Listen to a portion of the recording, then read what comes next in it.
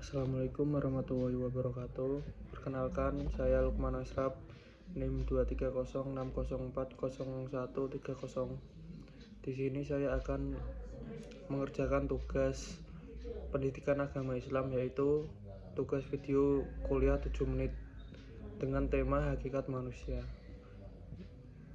Lanjut, hakikat manusia dalam konsep Islam adalah makhluk yang diciptakan oleh Allah Subhanahu wa Ta'ala, memiliki berbagai potensi untuk tumbuh berkembang menuju kepada kesempurnaan.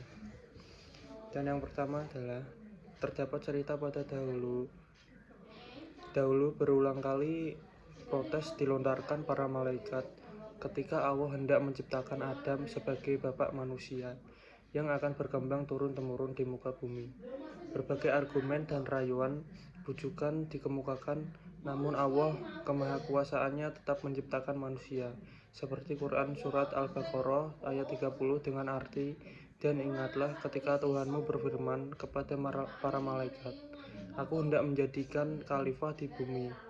Mereka berkata, apakah engkau hendak menjadikan orang yang merusak dan menumpahkan darah di sana? Sedangkan kami bertasbih memujimu, menyucikan namamu." Dia yang berfirman pun menjawab, "Aku mengetahui apa yang kamu tidak ketahui." Hal ini dikarenakan Allah mencintai manusia. Maka sebagai gantinya manusia harus membalas cinta Allah tersebut dengan berta'abudan dan berta'aqurub kepada Allah.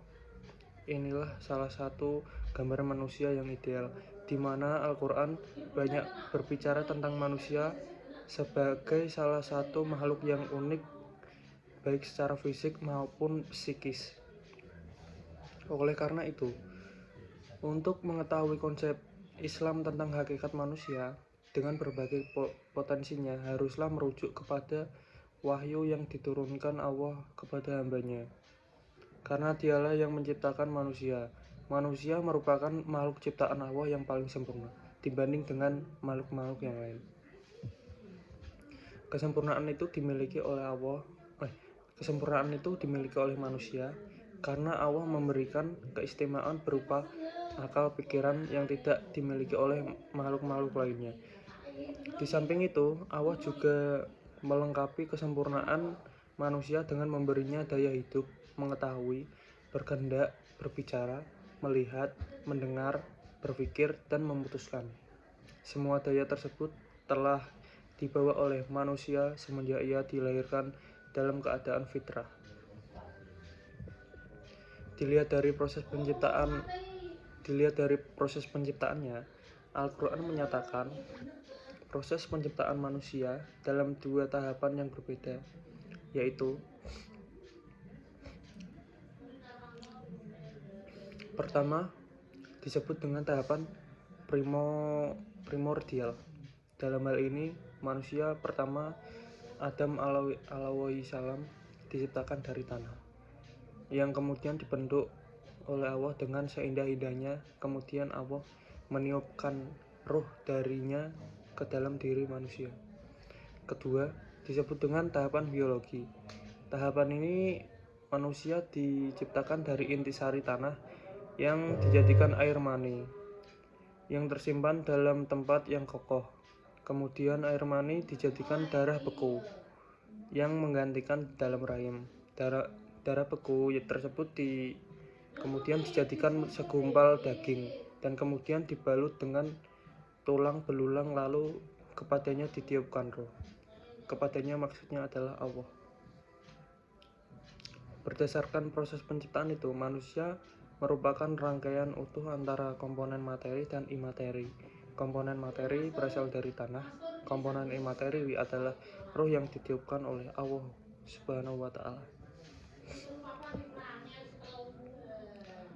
Manusia di dunia terdapat tugas dan fungsi. Tugas dan fungsi manusia ada dua. Yang pertama adalah tugas atau fungsi sebagai hamba Allah yang Abdullah. Setiap manusia dituntut untuk menjadikan seluruh aktivitas hidupnya sebagai manifesti dari ketundukan dan pengabdian kepada Allah Subhanahu wa Ta'ala.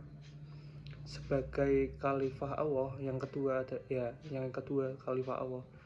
Setiap manusia diberikan Allah segala kemampuan untuk mengelola dan memakmurkan bumi serta isinya guna memenuhi segala kebutuhan hidupnya yang dilakukan dengan senantiasa menjaga keseimbangan alam semesta dan menjaga kelestarian alam serta makhluk hidup yang lainnya yang akhirnya diorientasikan untuk beribadah.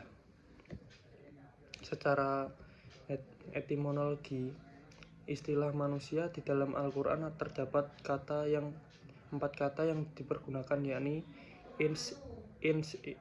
insan dan unas al-basar, bani Adam, dzurriyyat Adam. Karakteristik manusia pada umumnya dapat dilihat ketika manusia mendapat musibah. Ketika itulah manusia akan ingat pada Allah.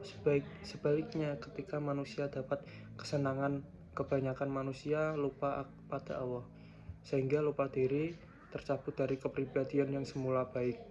Begitu juga halnya dimensi manusia. Dimensi manusia terbagi dua, yaitu dimensi jasmani dan dimensi rohani. Dalam Islam, penentuan struktur kepribadian tidak dapat terlepas dari pembahasan substansi manusia. Baik, cukup dari saya. Ini adalah tugas dari Pak Ahmedi. Mohon maaf jika ada tutur kata yang salah. Saya akhiri. Assalamualaikum warahmatullahi wabarakatuh.